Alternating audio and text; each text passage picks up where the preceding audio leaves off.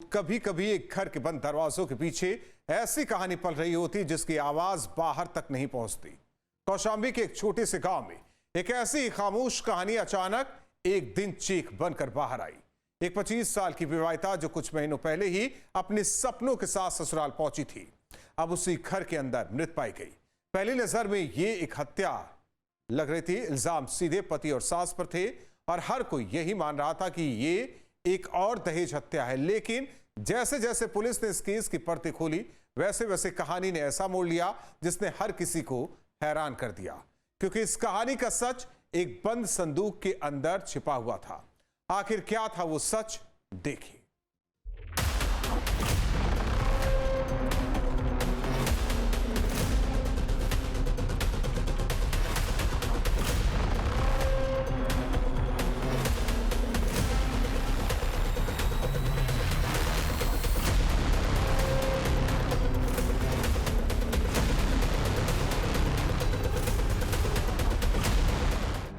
कौशांबी का उस रैना गांव और इसी गांव का ये छोटा सा मकान। लेकिन इसी मकान के बाहर अचानक भीड़ जमा हो जाती है, क्योंकि घर के अंदर एक कमरे में जमीन पर पड़ी मिलती है एक महिला की लाश।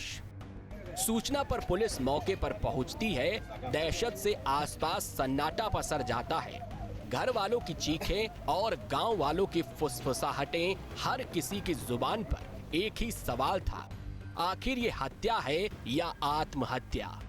विवाहिता की मौत का सच क्या है? सूचना पर पुलिस मौके पर पहुंचती है और लाश को कब्जे में लेकर पोस्टमार्टम के लिए भिजवा देती है। विवाहिता के मायके वाले बिना देर किए पति और ससुराल वालों पर बेटी को दहेज के लिए प्रताड़ित करने और उसके पति के अवैध संबंधों का जिक्र करते हुए उन पर हत्या का आरोप लगाते हैं। विवाहिता की मौत के सच को जानने के लिए पुलिस अपनी तफ्तीश शुरू करती है। कमरे का हर कोना खंगाला जाता है, हर छोटी बड़ी चीज को देखा गया, लेकिन शुरुआती जांच में ऐसा कोई पुख्ता सबूत नहीं मिलता जो साफ तौर पर हत्या की ओर इशारा करे। फिर भी हालात ऐसे थे कि शक गहराता जा रहा था। इसी बीच जांच की दिशा अचानक बदल गई जब पुलिस के हाथ लगा एक डिजिटल सुराग। दरअसल मौत से कुछ घंटे पहले मृतका ने अपने भाई को एक मैसेज भेजा था। ये कोई साधारण मैसेज नहीं था, बल्कि एक तरह से उसकी आखिरी आवाज थी। व्हाट्सएप पर भेजी गई एक ऑडियो रिकॉर्डिंग जिसमें पति से उसकी बहस साफ सुनी जा सकती थी, और उसी के साथ एक टेक्स्ट मैसेज जिसमें लिखा था, मेरी बेटी का ख्याल रखना, मोबाइल का पासवर्ड ये है। ये शब्द सिर्फ एक संदेश नहीं थे, बल्कि आने वाले खतरे की चेतावनी थी। भाई ने जब कॉल किया तो फोन नहीं उठा और कुछ देर बाद मोबाइल फ्लाइट मोड पर चला गया, जैसे किसी ने दुनिया से अपना आखिरी कनेक्शन भी तोड़ दिया हो। अब पुलिस को यकीन हो चुका था कि इस केस में कुछ बहुत अहम छिपा हुआ है। कमरे की दोबारा तलाशी ली गई और तभी नजर पड़ी ये संदूक बंद और ताले से जकड़ी हुई। जब उस संदूक को खोला गया तो अंदर का नजारा इस केस की पूरी कहानी बदलने वाला था। अंदर मिला मृतका का मोबाइल जो फ्लाइट मोड पर था, और उसी के साथ एक कागज। स्कूल की मार्कशीट के पीछे लिखा हुआ वो था एक सुसाइड नोट। उस नोट में एक बेटी का दर्द था, एक पत्नी की टूटती उम्मीदें थीं। उसने लिखा था कि ससुराल में उसे लगातार प्रताड़ित किया जा रहा है। पति के किसी औरत से अवैध संबंध है, जिसके कारण उसका पति से रोजाना झगड़ा होता है। रोज रोज के झगड़े ने उसे अंदर से तोड़ दिया है। अब उसके पास कोई रास्ता नहीं बचा था। ये शब्द सिर्फ स्याही नहीं थे, बल्कि एक जिंदगी की आखिरी चीख थे। पोस्टमार्टम रिपोर्ट ने भी इस कहानी पर मुहर लगा दी। मौत की वजह थी कनपट्टी पर गोली लगना, जिसे विवाहिता ने खुद मारकर सुसाइड किया था। यानी ये हत्या नहीं बल्कि आत्महत्या थी। लेकिन कहानी का एक हिस्सा अभी भी बाकी था। जांच में सामने आया कि जिस तमंचे से महिला ने खुद को गोली मारी वो घटना स्थल से गायब था। अब पुलिस के सामने सवाल था कि अगर ये आत्महत्या थी तो हथियार कहां गया? पुलिस ने इस सच को जानने के लिए विवाहिता के पति और सास को हिरासत में लेकर सख्ती से पूछताछ की तो इस मौत का पूरा सच पुलिस के सामने आ गया। दरअसल उस तमंचे को खुद उसकी सास ने छिपा दिया था, शायद सच को छुपाने की कोशिश में या खुद को बचाने के लिए।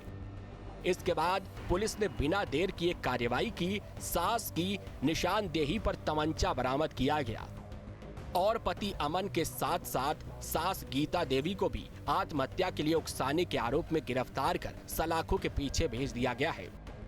में विवेचक द्वारा घटनास्थल का बारीकी से और गहनता से निरीक्षण किया गया तथा जो भी मौके पर मौजूद गवाह थे उनके बयान भी लिए गए। विवेचना के दौरान ये तथ्य संज्ञान में आए हैं कि मृतका की मौत से कुछ घंटे पहले मृतका द्वारा अपने भाई आदित्य के फ़ोन पे अपने फ़ोन से व्हाट्सएप पर अपने पति से हुई ऑडियो रिकॉर्डिंग्स तथा एक मैसेज भेजा गया, जिस मैसेज में ये लिखा था कि मेरी बेटी का ख्याल रखना, तथा अपने मोबाइल का जो पासकोड है वो भी अपने भाई को बताया गया था। इस सूचना पर या जो मैसेज भेजे गए इसमें इसके भाई द्वारा तत्काल इसको कॉल भी किया गया, लेकिन वो कॉल पिक नहीं हुआ और उसके बाद में फ़ोन फ्लाइट मोड में आने लगा। निरीक्षण घटनास्थल के दौरान मृतका का जो कमरा है जहां से इसकी डेड बॉडी मिली थी वहां पर जब और बारीकी से देखा गया तो एक ताला लगा हुआ संदूक मिला। इसका जब ताला तोड़कर और इसको चेक किया गया था तो इसमें मृतका का फ़ोन जो फ्लाइट मोड में था तथा एक सुसाइड नोट जो एक स्कूल की मार्कशीट होती है उसके पीछे लिखा हुआ था उसमें बरामद हुआ, जिसमें भी मृतका द्वारा ये लिखा गया कि उसके ससुराली जन उसको लगातार टॉर्चर कर रहे हैं और इस वजह से वो आत्महत्या कर रही है। जो मृतका का पंचायतनामा और पोस्टमार्टम की जो कार्रवाई करवाई गई थी, इस पोस्टमार्टम रिपोर्ट में मृतका की मौत का कारण गोली लगना आया है।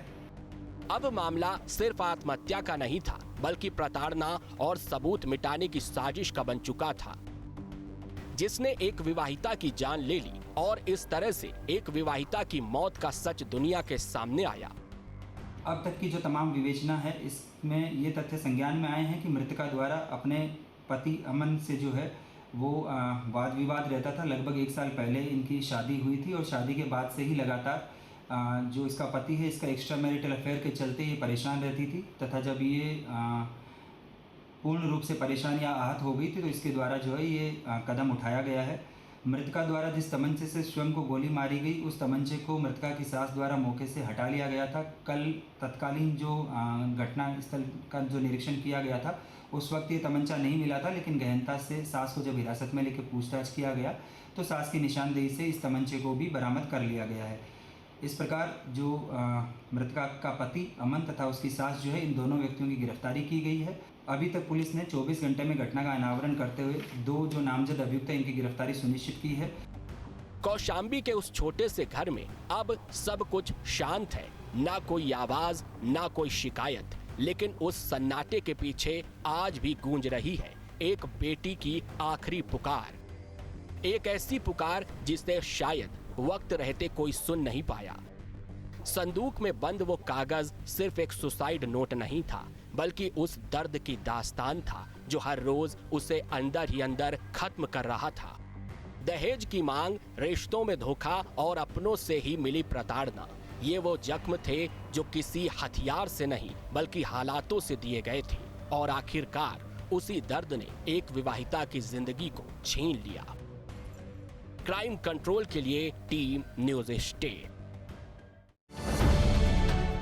अब से डीडी फ्री डिश की चैनल नंबर 57 पर देखिए न्यूज नेशन।